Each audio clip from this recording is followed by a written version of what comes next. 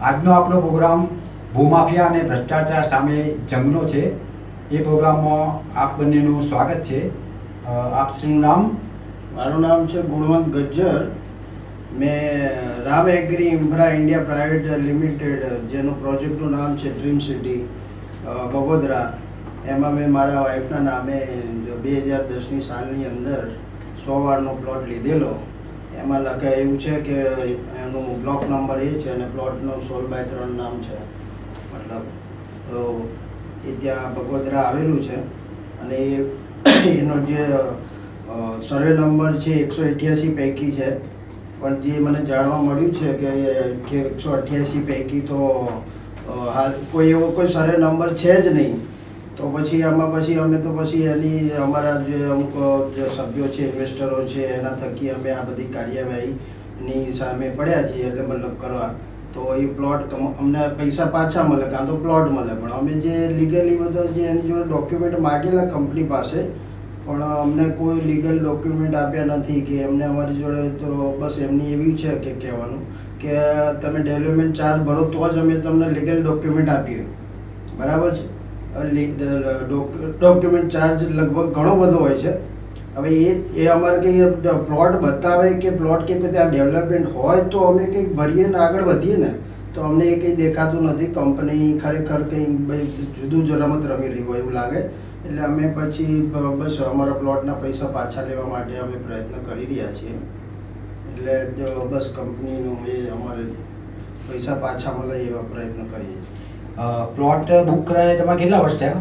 મારે લગભગ જો 14 વર્ષ ઉપર થયું. 2010ની પ્લોટના જે પૂરેપૂરા નાણાં આપણે ભરેલા છે? મેં એક જ દિવસમાં મારા કોઈ ઓળખીતા ભાઈના કહેવાથી એક જ દિવસમાં ભરી દીધા ડિસિઝન લઈ. તો પછી આટલા વર્ષ થયા પછી કંપનીએ તમારો પ્લોટ ક્યાં છે તમને બતાવ્યું નથી? ના, હું પ્લોટને લગતા લીગલ પેપર પ્લાન તમને આપ્યા નથી? ના, એ માગેલા પણ આપ્યા. તો પછી આના માટે તમે લીગલ કાર્યવાહી જે કરવી પડે એ કાર્યવાહી ક્યાં કરી? અમે અહીં સરખેજ અને CID crime Asarwa, CID crime Gandhinagar, આ બધી જગ્યાએ અમે પ્રયત્ન કર્યો પણ એનું કોઈ અમને કંઈ બહુ કહીએ છીએ.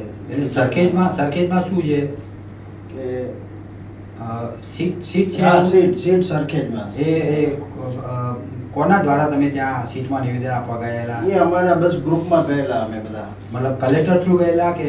હા, જિલ્લા કલેક્ટર થ્રુ ગયા. એ પછી તમે બીજા ક્યાં આગળ કાર્યવાહી કરી? હા, CID ક્રાઇમ અસારવા. તો ત્યાં આગળ તપાસ ચાલુ છે. તો કંપની વિશે અત્યાર સુધીનો તમારો કેવો અભિપ્રાય રહ્યો? અમને જો આ કંપનીમાં અમને કોઈ વિશ્વાસ જેવું રહ્યું નથી. એટલે હવે અમે શું છે કે વ્યાજ સાથે, ઇન્ટરેસ્ટ સાથે અમારા પૈસા પાછા મળી જાય. અમે તો એક શું છે કે ભવિષ્ય માટે અમે આ ઇન્વેસ્ટ કરેલું, પણ અમને કંઈ આમાં કંઈ દેખાતું નથી ભવિષ્ય. એટલે અમે અમારા ઇન્ટરેસ્ટ સાથે પૈસા પાછા મળે એ માટે પ્રયત્ન. તો ભાઈ આ જંગની મતલબ લાંબો સમય જંગ ચાલશે તો એના માટે તમારી તૈયારી છે? હાજી. તો તમે કોની તરફથી અપેક્ષા રાખો છો કે ભાઈ અમને અહીંયાથી ન્યાય મળે એવું કોની જોડે અપેક્ષા? આપણી ગવર્મેન્ટ, ગુજરાતની જે ગવર્મેન્ટ છે કે ભાઈ આપણે ઇન્ડિયાની ગવર્મેન્ટ છે, મુખ્યપ્રધાન આપણા નરેન્દ્ર મોદી સાહેબ, એ આપણને આમાં કંઈ સપોર્ટ કરે ને આપણને આમાંથી આપણે જે હકના પૈસા છે, જે મહેનતના પૈસા છે એ આપણા પાછા અપાવે તો બસ એટલું આપણે આશા રાખીએ. આપશ્રીનું નામ? અમારા વિસમભાઈ પૂંજાભાઈ.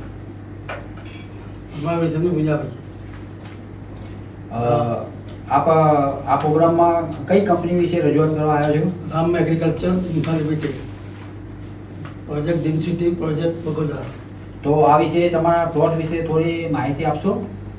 હા, પ્લોટ વિશે મેં 100 વારનો પ્લોટ નોંધાયો હતો ને એમાં મેં હપ્તે પૈસા ભર્યા હતા. એટલે 2,52,000 મેં ભરેલા છે.